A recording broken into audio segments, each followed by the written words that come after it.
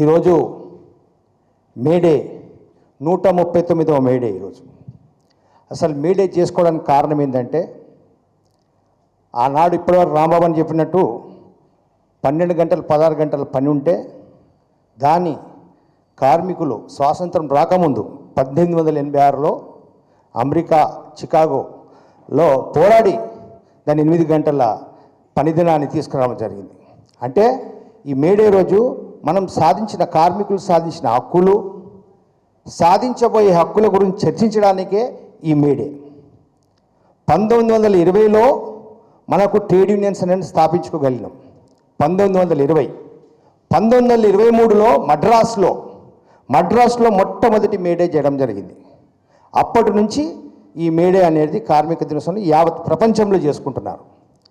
కాబట్టి మనకు ఈరోజు మనం రాంబాబు అన్న చెప్పినట్టు కేసీఆర్ గారు మాత్రం కార్మికుల పక్షపాతి, కార్మికుల గురించి హార్నిషాలు ఆలోచించే ముఖ్యమంత్రి అంటే కేసీఆర్ గారు. ఈరోజు నేను బీడీఏలో పనిచేస్తున్నా. దాదాపు 23-24 పబ్లిక్ సెక్టార్లు మన తెలంగాణ రాష్ట్రంలో ఉన్నాయి. హెచ్ఏఎల్, ఈసీఎల్ ఇవన్నీ.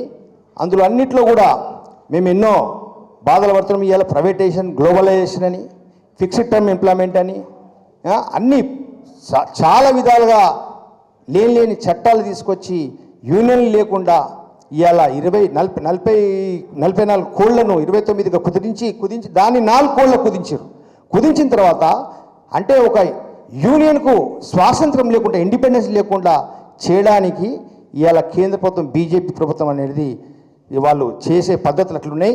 కాబట్టి మనం అందరం ఆలోచించాలి. ఇవాళ మన రాష్ట్రంలో మన మాజీ ముఖ్యమంత్రి గారు గత 10 ఏళ్ళలో ఏ విధంగానైతే రాష్ట్ర ప్రభుత్వంలో కానీ మా బిహెచ్ఎల్ని కూడా ఒకనాడు బిహెచ్ఎల్ లాస్లో ఉంటే కూడా దాన్ని కూడా లాస్ కాకుండా మన ప్రభుత్వం తరఫున కేసీఆర్ కాపాడిన దినాలున్నాయి. అంటే మన హక్కులు మనం కాపాడాలనుకుంటే, మన చట్టాలు మనం కాపాడాలనుకుంటే మనం అందరం యూనిటీ ఉండాలి. రేపు ఇప్పుడే రాంబాబు అని చెప్పినట్టు 20వ తారీఖు సార్వత్రిక సమ్మె చేయడం జరుగుతుంది. All trade unions, national trade unions, మళ్ళీ రాష్ట్ర వ్యాప్తంగా ఉన్న ట్రేడ్ యూనియన్స్ కూడా చేయడం జరుగుతుంది. ఎందుకంటే ఈ చట్టాలు కుదించడం వల్లనే. ఆ చట్టాలు కుదిస్తే ఈ విధంగా స్వాతంత్రం ఉండదు. నేను వచ్చి ఇట్లా మాట్లాడే స్వాతంత్రం ఉండదు. మేము తెలంగాణ ఉద్యమంలో మా సీనియర్ ఎంబడి ఆయన గెస్టెడ్ ఆఫీసర్ ఉండి కూడా అన్ని ప్రభుత్వ రంగ స్టేట్ గవర్నమెంట్లో ఉన్న గెస్టెడ్ ఆఫీసర్లందరినీ ఏకం చేసి మేము ఉద్యమంలో ఎన్నో ఉద్యమాలు చేసినాం తెలంగాణ కోసం. కాబట్టి ఆ స్వాతంత్రం ఉన్నది. ఇక మనం ఇప్పుడు ఆశా వర్కర్లది కూడా వాళ్ళకు కూడా వాళ్ళ సమస్యలు మనకునే, వాళ్ళ జీతాలు ఎట్లుంటే మన ప్రభుత్వం వచ్చిన తర్వాత జీతాలు ఏ విధంగా పెంచింది కేసీఆర్ అనేది మనకందరికీ తెలుసు. ఇప్పుడు వాళ్ళు ఏ విధంగా కష్టాలు పడుతున్నారని తెలుసు. అంటే అన్ని అబద్ధాలు చెప్పి, అన్ని అబద్ధాల వాగ్దానాలు చెప్పి ఇవాళ మన రాష్ట్రంలో ప్రభుత్వం ఏర్పడ్డది. కాబట్టి మొన్ననే ఎలక్కుర్తిలో జరిగిన సమావేశం గురించి చూస్తే తెలిసిపోతుంది వాళ్ళకు మనం అంటే ఏంది, బీఆర్ఎస్ అంటే ఏంది అనేది తెలిసిపోతుంది. కాబట్టి ప్రజలందరూ కూడా వేచి చూస్తున్నారు. మళ్ళీ మా ప్రభుత్వం రావాలి, మళ్ళీ మా కేసీఆర్ రావాలి అని అందరు ఎదురు చూస్తున్నారు. ఏదో తప్పుడు విధంగా వాళ్ళు వాగ్దానాలు చేసినందుకు దాన్ని నమ్మి మోసపోయినాం. కానీ ఈసారైనా మనమందరం ఆలోచించి మన ప్రభుత్వాన్ని మళ్ళీ మనం తిరిగి తెచ్చుకోవాలి. అదేవిధంగా మన తెలంగాణ రాష్ట్రం సస్యశ్యామలం ఉండాలంటే బీఆర్ఎస్ కంపల్సరీ ఉండాలి. తెలంగాణ రాష్ట్రం బంగారు తెలంగాణ తీర్చిద్దాలంటే బీఆర్ఎస్ ప్రభుత్వం ఉండాలి. కేసీఆర్ ముఖ్యమంత్రిగా ఉంటేనే మన ఎన్ని సమస్యలు పూర్తవుతాయి. ఎందుకంటే వాళ్ళు 65 ఏళ్ళు పాలన చేసి ఏం చేసిరో మనకు ఎరక, మనం 10 ఏళ్ళు పాలన చేసి మనం ఏం చేసినాం ఎరక. కాబట్టి మనం రేపు జరగబోయే కార్మికుల హక్కుల గురించి, కార్మికుల సమస్యల గురించి మనమందరం యూనిటీ ఉండాలి.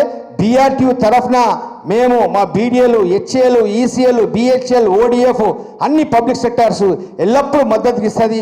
రేపు 20వ తారీఖు జరగబోయే సమ్మెను కూడా మన బీఆర్టీ తరఫున మనం విజయవంతం చేయాలని చెప్పి తెలియజేస్తున్నా. ఎందుకంటే 8 గంటలు మనకు ఆ రోజు మన పెద్దవాళ్ళు ఆలోచించి 8 గంటలు పని గంటలుగా, 8 గంటలు రెస్ట్గా, 8 గంటల రీక్రియేషన్గా మనకు విధించడం జరిగింది. ఆ విధంగానే ఉండాలి.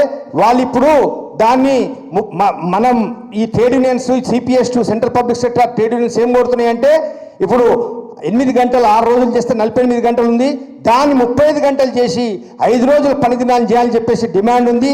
దాన్ని వాళ్ళు ఇంకా 16 గంటలు చేయాలని చెప్పేసి కుట్రపంతురు. కాబట్టి ఇట్లాంటి సమస్యలు మనం ఎదుర్కోవాలనుకుంటే మనం అందరం ఐక్యంగా ఉండి మన హక్కులను మన సమస్యలను మనం పరిష్కరించుకోవాలని చెప్పి తెలియజేస్తూ ఈరోజు నాకు అవకాశం ఇచ్చిన BRTU అధ్యక్షునికి ధన్యవాదాలు.